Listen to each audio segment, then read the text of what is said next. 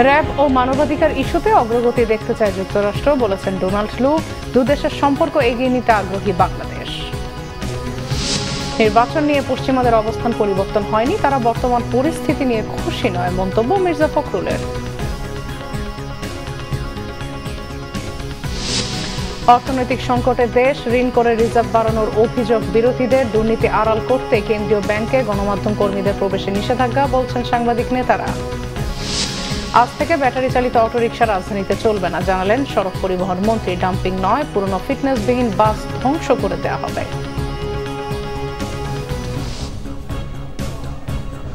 দেখছিলেন বিআরবি কেবল সংবাদ শিরোনাম, এবার বিস্তারিত।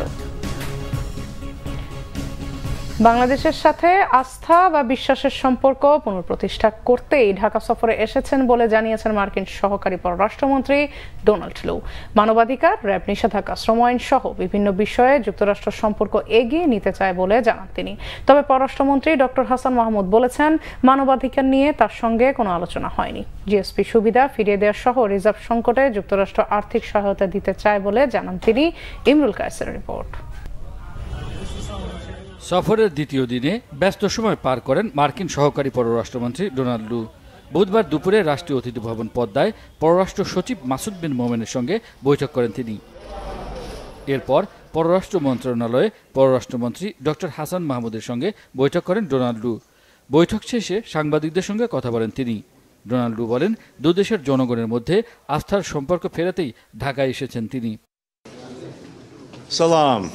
I visited Bangladesh these last 2 days in order to Bangladesh ও যুক্তরাষ্ট্রের জনগণের মধ্যে বিশ্বাসের সম্পর্ক পুনরায় তৈরি করতেই আমি সফর এসেছি। গত বছর অবাধ, সুষ্ঠু ও সংঘাতের নির্বাচন প্রমোট করতে আমরা অনেক চেষ্টা করেছি। আমরা আমাদের সম্পর্ক আরও শক্তিশালী করতে চাই। আমাদের মধ্যে অনেক অভিন্ন ও কঠিন ইস্যু রয়েছে, যেমন র্যাব নিষেধাজ্ঞা, মানবাধিকার, শ্রম আইন সংশোধন, জ্বালানি, জলবায়ু, ব্যবসা পরিবেশ। এসব বিষয়ে সম্পর্ক এগিয়ে নেওয়ার উপায় বের করতে আমরা আলোচনা করেছি। দুর্নীতির বিরুদ্ধে আমরা একসাথে কাজ করতে চাই। পরে সাংবাদিকদের সঙ্গে কথা বলেন পররাষ্ট্রমন্ত্রী ডক্টর হাসান মাহমুদ। তিনি বলেন, দুদেশের সম্পর্ক এগিয়ে নিতে আলোচনা করেছেন তারা জিএসপি ফ্যাসিলিটি বাংলাদেশকে আবার দিতে চায়, তবে সেটি এখনও রিইন্ট্রোডিউস হয়নি হবে। তবে সেই জন্য আমাদের লেবার পলিসিটা একটু রিভিউ করতে হবে, আমাদের রিজার্ভ স্ট্রেংথেন করার জন্য এবং সব কিছু, অর্থাৎ আমার ফিনান্সিয়াল সেক্টরকে আমাদের স্ট্রেংথেন করার জন্য তিনি তাদের ডেভেলপমেন্ট ফিন্যান্স কর্পোরেশন ডিএফসি, তাদের একটি প্রতিষ্ঠান আছে ডিএফসি ডেভেলপমেন্ট ফিন্যান্স কর্পোরেশন, সেখান থেকে বাংলাদেশকে অর্থায়ন করতে চায়। এখন আমার সাথে নির্বাচন নিয়ে, মানবাধিকার নিয়ে কোনো আলোচনা হয়নি। আমরা সম্পর্ককে এগিয়ে নিয়ে যাওয়ার লক্ষ্যেই পজিটিভ বিষয়গুলো নিয়ে আলোচনা করেছি। পররাষ্ট্রমন্ত্রী জানান, বঙ্গবন্ধুর খুনি রাশেদ চৌধুরীকে ফিরিয়ে দেওয়ার বিষয়টি যুক্তরাষ্ট্রের বিচার বিভাগের হাতে থাকলেও স্টেট ডিপার্টমেন্ট সহায়তা করবে বলে জানিয়েছেন ডোনাল্ড লু। স্যাংশন আমাদের সম্পর্কে প্রভাব ফেলে। ইমরুল কায়েস, বাংলাভিশন, ঢাকা। এর আগে বন, পরিবেশ ও জলবায়ু পরিবর্তন মন্ত্রী সাবের হোসেন চৌধুরীর সাথেও বৈঠক করেন তিনি। এ সময় ডোনাল্ড লু বলেন, জলবায়ু পরিবর্তনে বাংলাদেশকে কিভাবে সহযোগিতা করা যায় সে বিষয়ে ফলপ্রসূ আলোচনা হয়েছে। পরে সাবের হোসেন চৌধুরী সাংবাদিকদের জানান, মৌলিক অভিন্ন বিষয় নিয়ে লুর সাথে আলোচনা হয়েছে। তিনি বলেন, নির্বাচনের আগে যুক্তরাষ্ট্রের একটা অবস্থান বা অস্বস্তি ছিল, এখন দেশটি সে অবস্থানে নেই। মন্ত্রী বলেন, জলবায়ু, পরিবেশ এবং টেকসই উন্নয়নের উপর ভর করে যুক্তরাষ্ট্রের সাথে সম্পর্ক আরও এগিয়ে নেয়া সরকারের লক্ষ্য। জলবায়ুর অভিঘাত মোকাবেলায় আগামী দিনের সহযোগিতা কিভাবে কাঠামোর মধ্যে আনা যায় সে বিষয়ে আলোচনা হয়েছে বলে জানিয়ে মন্ত্রী বলেন, শুধু আর্থিক সহায়তা নয়, সক্ষমতা বাড়াতে গবেষণা এবং আধুনিক প্রযুক্তির উপর জোর দেওয়া হবে। এসব বিষয়ে আনুষ্ঠানিক চুক্তির কোনো বিকল্প নেই। যুক্তরাষ্ট্র চাইলে উন্নয়ন অংশীদার হতে পারে। নির্বাচন নিয়ে পশ্চিমাদের অবস্থান পরিবর্তন হয়নি, তারা বর্তমান পরিস্থিতি নিয়ে খুশি নয়, তবে নিজ দেশের স্বার্থেই তাদের যোগাযোগ রাখতে হচ্ছে, এমন মন্তব্য করেছেন বিএনপি মহাসচিব মির্জা ফখরুল ইসলাম আলমগীর। গুলশানে চেয়ারপারসনের কার্যালয় গণফোরাম ও বাংলাদেশের পিপলস পার্টির সাথে লিয়াজো কমিটির বৈঠক শেষে বিএনপি মহাসচিব এসব কথা বলেন। গণতান্ত্রিক অধিকার, ভোটের অধিকার, আমাদের বেঁচে থাকার অধিকারকে ফিরিয়ে আনার জন্য এই ফ্যাসিস্ট আওয়ামী লীগ সরকারের বিরুদ্ধে যারা কাঁধে কাঁধ মিলিয়ে আমরা আন্দোলন করছি, সেই সব রাজনৈতিক দলগুলোর সঙ্গে আমরা আবার আলোচনা শুরু করেছে। প্রতিষ্ঠানগুলোকে তারা ধ্বংস করছে এবং একই সঙ্গে তারা রাষ্ট্রযন্ত্রকে ব্যবহার করছে এবং গোটা রাষ্ট্রকে একটা একদলীয় রাষ্ট্র ব্যবস্থায় তারা নিয়ে যেতে চাচ্ছে এবং একটা যে এটা করছে তারা সম্পূর্ণ একটা রাষ্ট্রীয় সন্ত্রাস সৃষ্টি করে। প্রধানমন্ত্রী শেখ হাসিনা বলেছেন, মানুষের স্বাস্থ্য সেবা নিশ্চিত করতে আওয়ামী লীগ সরকার সবসময় উদ্যোগী ছিল, আছে। কমিউনিটি ক্লিনিক বন্ধ করে বিএনপি জামাত শুধু মানুষের স্বাস্থ্য সেবা নিশ্চিত করাকেই বাধাগ্রস্ত করেনি, একই সঙ্গে জনসংখ্যা ব্যবস্থাপনাকেও স্থবির করে ফেলেছিল।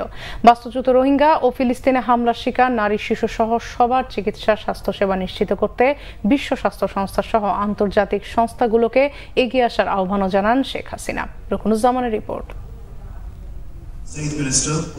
প্রজনন, স্বাস্থ্য, অধিকার ও নারীর ক্ষমতায়ন নিশ্চিত করার লক্ষ্যে ৩০ বছর ধরে কাজ করছে international conference on population and development আইসিপিডি। এবং কারিগরি সহায়তা প্রদানের জন্য আইসিপিডি ৩০ বছর পূর্তিতে ঢাকায় ২ দিন ব্যাপী বৈশ্বিক সংলাপ শুরু হলো বুধবার। বাংলাদেশ, বুলগেরিয়া ও জাপান সরকারের যৌথ উদ্যোগে এই সংলাপের আয়োজন করেছে ইউএনএফপিএ। জনসংখ্যার বৈচিত্র্য ও টেকসই উন্নয়ন শীর্ষক এই সংলাপে অংশ নিচ্ছে ৪৮টি দেশের ২০০-এরও বেশি প্রতিনিধি। বাল্যবিবাহ আইন সংশোধন বৈশ্বিক এই সংলাপের উদ্বোধন করেন প্রধানমন্ত্রী শেখ হাসিনা। এ সময় তিনি বলেন, নারী ও শিশু স্বাস্থ্য উন্নয়নে ব্যাপক কর্মসূচি নিয়েছে তার সরকার। সমালোচনা করেন অতীতে আওয়ামী লীগ সরকারের নেয়া নানা জনমুখী প্রকল্প বাতিল করে বিএনপির নেয়া পদক্ষেপের। ২০০১-এ যে সরকার এসেছিল, বিএনপি জামাত জোট, তারা আমার কমিউনিটি ক্লিনিক সব বন্ধ করে দেয়। আমাদের দেশের মানুষ যে প্রাথমিক স্বাস্থ্য সেবাটা পাবে সে সুযোগটা বন্ধ হয়ে যায়। এর ফলে আমাদের জনসংখ্যা উন্নয়ন ও সুষ্ঠু ব্যবস্থাপনায় একটা স্থবিরতা নেমে আসে। দায়িত্ব পাওয়ার পরপরই আমরা আইসিপিডি প্রোগ্রাম অব অ্যাকশনের 15টি মূল নীতি বাস্তবায়নে জাতীয় জনসংখ্যা নীতি 2012 প্রণয়ন করি।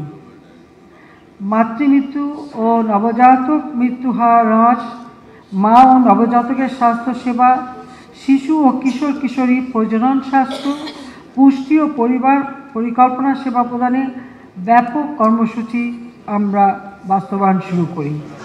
নারী ও শিশুর জন্য প্রয়োজনীয় স্বাস্থ্যসেবা নিশ্চিত করার গুরুত্ব তুলে ধরে তাদের সহায়তায় আরও বেশি আন্তর্জাতিক অর্থায়নের আহ্বানও জানান প্রধানমন্ত্রী। প্রধানমন্ত্রীর বক্তব্যে উঠে আসে রোহিঙ্গা ইস্যু ও ফিলিস্তিনের সংঘাতের নানা দিক। বাংলাদেশে আশ্রয় নেওয়া মিয়ানমার থেকে জোরপূর্বক উচ্ছেদকৃত রোহিঙ্গা জনগোষ্ঠী এবং ইসরায়েলের গণহত্যা ও আগ্রাসনের ফলে নিপীড়িত ফিলিস্তিনি জনগণের কথা। বিশেষ করে বিপুল সংখ্যক নারী ও শিশু ফিলিস্তিনে আজ প্রয়োজনীয় চিকিৎসা ও স্বাস্থ্য সেবা থেকে বঞ্চিত। প্রতিনিয়ত জীবন মৃত্যুর সঙ্গে তারা লড়াই করছে। আমি আশা করি জাতিসংঘ সহ অন্যান্য আন্তর্জাতিক সংস্থা সেখানে সকলের জন্য, বিশেষ করে নারী ও শিশুর জন্য প্রয়োজনীয় স্বাস্থ্য সেবা নিশ্চিত করতে আরও কার্যকর ভূমিকা পালন করবে। প্রধানমন্ত্রী বলেন, বিশ্বের বিপুল সংখ্যক জনগোষ্ঠীর প্রয়োজনীয় শিক্ষা, স্বাস্থ্য ও অন্যান্য মৌলিক অধিকার নিশ্চিত করার মাধ্যমে জনসম্পদে রূপান্তর করতে হবে। রুকনুজ্জামান, বাংলাভিশন, ঢাকা। এদিকে প্রধানমন্ত্রী শেখ হাসিনা বলেছেন, সরকারের জলবায়ু অভিঘাত মোকাবেলায় নেওয়া উদ্যোগ প্রান্তীয় দরিদ্র জনগোষ্ঠীর ঝুঁকি কমিয়েছে। শেখ হাসিনা বলেন, এক্ষেত্রে সরকারের বহুমুখী উদ্যোগ চলমান। জাতিসংঘের জনসংখ্যা তহবিলের নির্বাহী এবং জাতিসংঘের উপমহাসচিব ডক্টর নাটালিয়া কানেম রাজধানীর একটি হোটেলে সৌজন্য সাক্ষাতের সময় প্রধানমন্ত্রী এসব কথা বলেন। পরে প্রধানমন্ত্রীর স্পিচ রাইটার নজরুল ইসলাম সাংবাদিকদের জানান, প্রাকৃতিক দুর্যোগে প্রাণহানির ঘটনা কমিয়ে আনার ক্ষেত্রে বাংলাদেশের সফলতা তুলে ধরেন। জাতিসংঘের আন্ডার সেক্রেটারি জেনারেল বাংলাদেশের শিশু মৃত্যু ও মাতৃমৃত্যুর হার কমিয়ে আনার প্রশংসা করেন। এছাড়া নারী শিক্ষার হার বৃদ্ধি, বাল্যবিবাহ রোধ সহ মেয়েদের স্কুল থেকে ঝরে পড়ার হার রোধেও সন্তোষ প্রকাশ করেন নাটালিয়া। দুঃসময় অতিক্রম করছে বাংলাদেশ, ঋণ করে রিজার্ভ বাড়ানোর চেষ্টা করছে সরকার, এমন মন্তব্য করেছেন বিএনপির স্থায়ী কমিটির সদস্য নজরুল ইসলাম খান। জাতীয় প্রেস ক্লাবে বাংলাদেশ লেবার পার্টি আয়োজিত আলোচনা সভায় নজরুল ইসলাম খান এসব মন্তব্য করেন। দেশের ভয়াবহ সংকটের কথা তুলে ধরে বিরোধী নেতারা অভিযোগ করেন, চরম অর্থনৈতিক সংকটের দেশ, রিজার্ভ 13 বিলিয়নের নিচে নেমে গেছে, আগামী 3 মাসের মধ্যে শূন্যতে পৌঁছে যাবে। তারা জানান, দেশে প্রবাসী আয় কমে গেছে রপ্তানি আয়ও। সরকার বিপদে আছে এমন মন্তব্য করে বিরোধী নেতারা বলেন, একটু বড় ধরনের ধাক্কা দিলেই পড়ে যাবে সরকার। কষ্টে থাকা সাধারণ মানুষের অধিকার আদায়ে ঐক্যবদ্ধ আন্দোলনের কথা বলেন বিএনপি নেতারা। বাংলাদেশ ব্যাংকের রেফারেন্স দিয়ে বলা হচ্ছে যে তারা আশা করছে যে IMF এর পরের কিস্তিটা পেলে রিজার্ভটা কিছু বাড়বে। তার মানে ঋণ করে রিজার্ভ বাড়ানো, এটা কতটা রিজার্ভ ভাবা দরকার। আমার সম্পদ কত, এটা বৃদ্ধি দেখানোর জন্য যদি আমাকে ঋণ করে দেখাতে হয়, তাহলে এটা আসলে প্রকৃতপক্ষে কোনো বৃদ্ধি না। রিজার্ভ চুরি, ব্যাংকিং খাতে দুর্নীতি ও লুটপাট আড়াল করতেই বাংলাদেশ ব্যাংকে সাংবাদিক প্রবেশে নিষেধাজ্ঞা দেওয়া হয়েছে অভিযোগ সাংবাদিক নেতাদের। তারা বলছেন, অবাধ তথ্য প্রবাহ নিয়ন্ত্রণ করে গভর্নর আব্দুর রউফ তালুকদার মানুষের সাংবিধানিক অধিকার ক্ষুণ্ণ করছেন।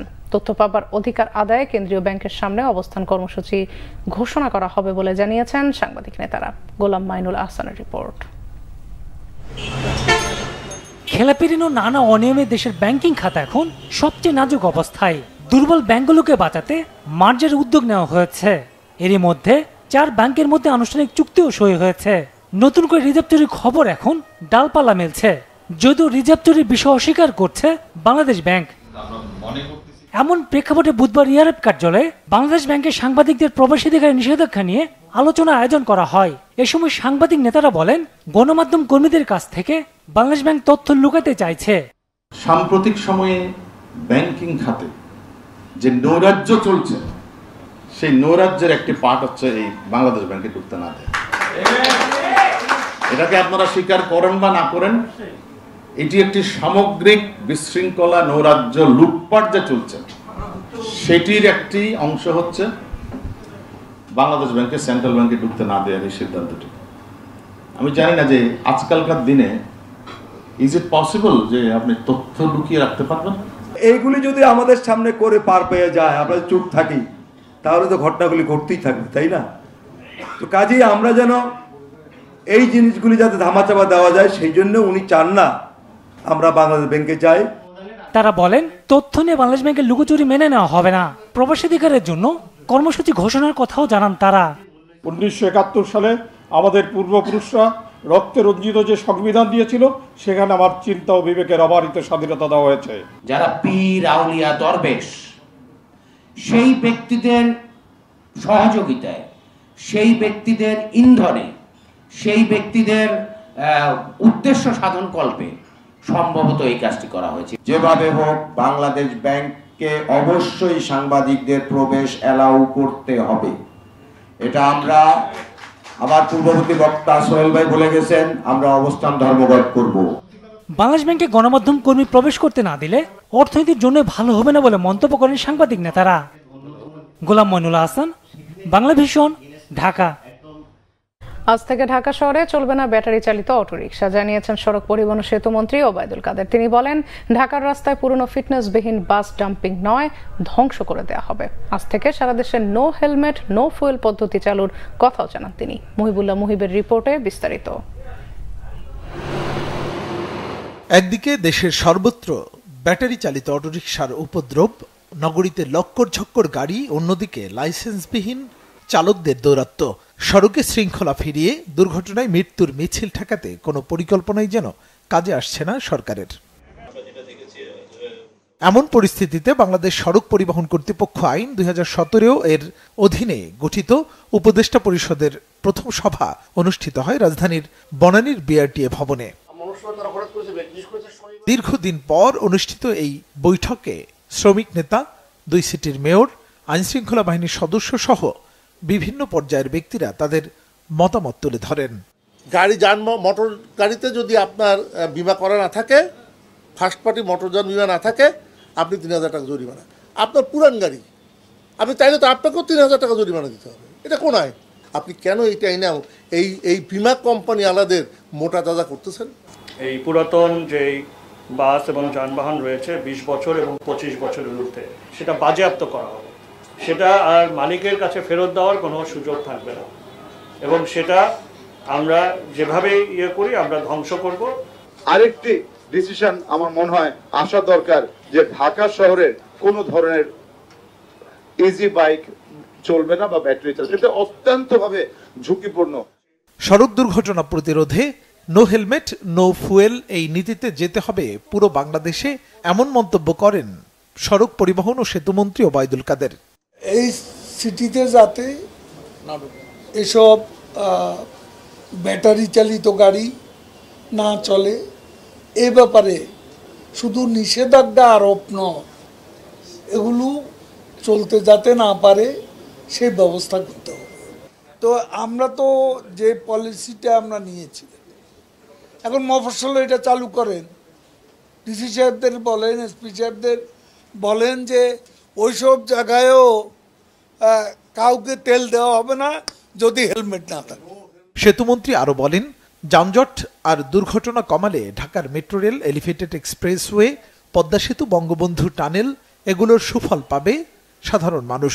এজন্য ফিটনেসবিহীন যানবাহন আর ডাম্পিং নয়, পুরোপুরি ধ্বংসের সিদ্ধান্ত নেওয়া হয় সভায়।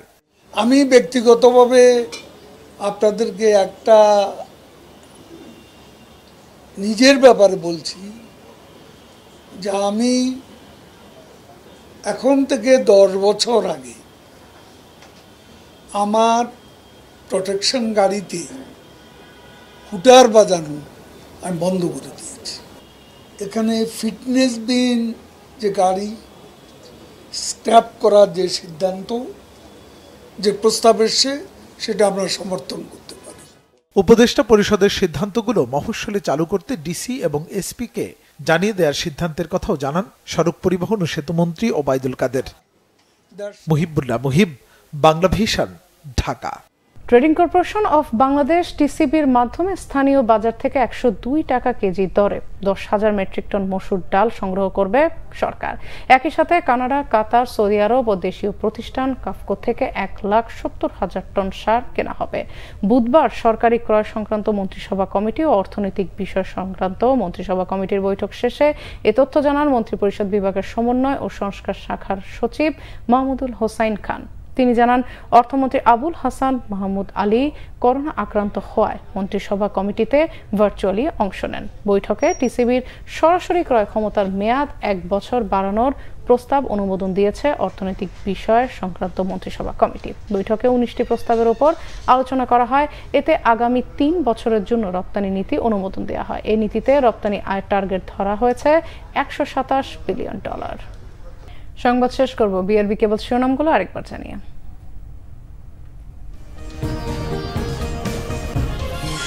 র‍্যাব ও মানবাধিকার ইস্যুতে অগ্রগতি দেখতে চায় যুক্তরাষ্ট্র, বলেছেন ডোনাল্ড ট্রাম্প। দুই দেশের সম্পর্ক এগিয়ে নিতে আগ্রহী বাংলাদেশ। নির্বাচন নিয়ে পশ্চিমাদের অবস্থান পরিবর্তন হয়নি, তারা বর্তমান পরিস্থিতি নিয়ে খুশি নয়, মন্তব্য মির্জা ফখরুলের।